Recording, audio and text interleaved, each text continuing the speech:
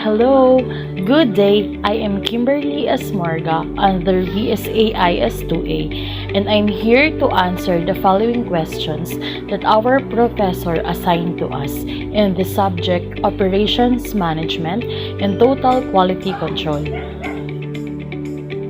So let's start with the first question. The first question is, what are the advantages of employee empowerment? But before that, let us distinguish first what is employee empowerment. Employee empowerment is the management approach that shares decision-making with subordinates. So it is where the employees gain opportunities for individual career development in a positive work culture that is responsive to their personal concerns. So that is employee empowerment. So now, we already knew what is employee empowerment. We can now proceed to the following questions. Question number 1, what are the advantages of employee empowerment? The advantages of it are first, improve work outcomes, increase employee satisfaction, cost benefits, and the fourth is the career development. So what about the improved work outcomes? The positive employee empowerment provide workers with a sense of ownership to their work. If you work in this atmosphere, you will gain self-confidence. And as you learn to make your own decisions, your efficiency improves because you don't need to stop and consult a manager every time a decision must be made. Next is to increase the employee satisfaction. Empower employees usually find their job more satisfying. This is partly because you will find it much easier to enjoy tasks when you have a voice in how they are done. Next is the cost benefits. For the employer, sharing decision is an effective way of reducing cost. Another gain for an organization is improve the employee retention. Replacing employees incurs recruiting, hiring, and training expenses. Reducing the rate of employee turnover leads to significant cost reductions. And lastly is the career development. It is here that you may realize the greatest advantage of employee empowerment. When the boss delegates decision to you, it gives you an opportunity to grow your skills and take on greater challenges. You also get the chance to demonstrate that you are ready to take on greater responsibility, and you gain confidence that your achievements will be recognized. Being an empowered employee is ideal when you are seeking promotions and increased compensation. Now, let's proceed to question number 2. Question number 2. What are the disadvantages of employee empowerment? So a while ago, we already discussed advantages. And now let's talk about the disadvantages. So we have here the employee unpreparedness, reputation harm, less flexible in dealing with change, and the bad decision. So what about the employee unpreparedness? So while the empowerment will increase the agility, productivity, and speed, it may not happen to all employees. Why? Because some of them has less experience and capacity, or maybe the company does not equip them with the necessary support. Thus, they cannot maximize the opportunities provided by their companies. Next is the reputation harm. Unpreparedness can lead to more problems.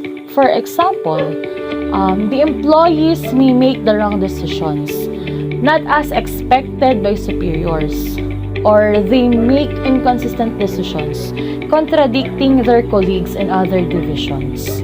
And as we know, making wrong decision can create a big impact to the company. Next is the less flexible in dealing. Change often requires quick and coordinated decision-making. Since employee has the authority to make their own decision, they may be quick to make decisions. But individual employee decisions can be random and coordinated, leaving them disoriented. And this problem can arise because empowerment can create a blurred chain of command. And last, we have the bad decision. It is same with reputation harm.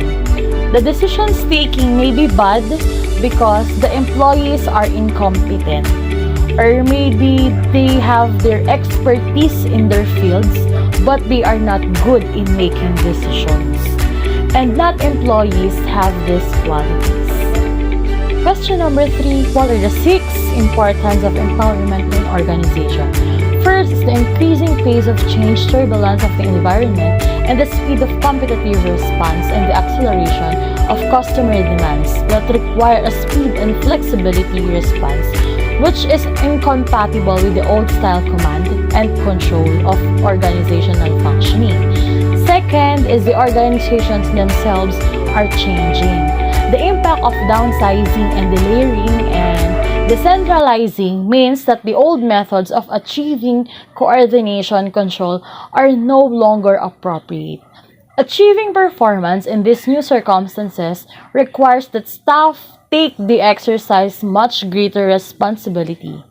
Third is the organizations require more cross-functional working, more cooperation between areas, and more integration in their processes if they are to meet the customer's need. Such cooperation can be achieved through the empowerment. Fourth is the managerial talent. It is increasingly perceived as scarce and expensive. Using it for direct supervision of efficient staff compounds these difficulties.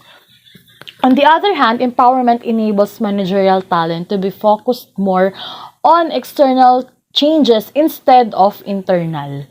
Fifth is the empowerment may reveal sources of managerial talent which were previously unrecognized and creating circumstances in which such talent can flourish. And lastly, staff is no longer prepared to accept the old command and control system. Much wider availability of education, greater emphasis on lifetime development, and the end of the previous certainties of job securities and steady advancement have contributed to a situation where jobs are valued for the development of opportunities that they offer rather than in themselves. So, in organizations which fail to meet these aspirations will not generate the performance they require and will suffer a continuous drain of to their best staff. And for the last question, how the employee empowerment reduces the cost and affect the product quality of the organization. So, in practice of entrusting your employees with as much flexibility and autonomy as possible and letting them define the organization's culture for getting work done in the best possible way. So, it reduces the cost by reducing the rate of employee turnover leads to significant cost reductions. That's all for this video. Thank you for watching. Bye!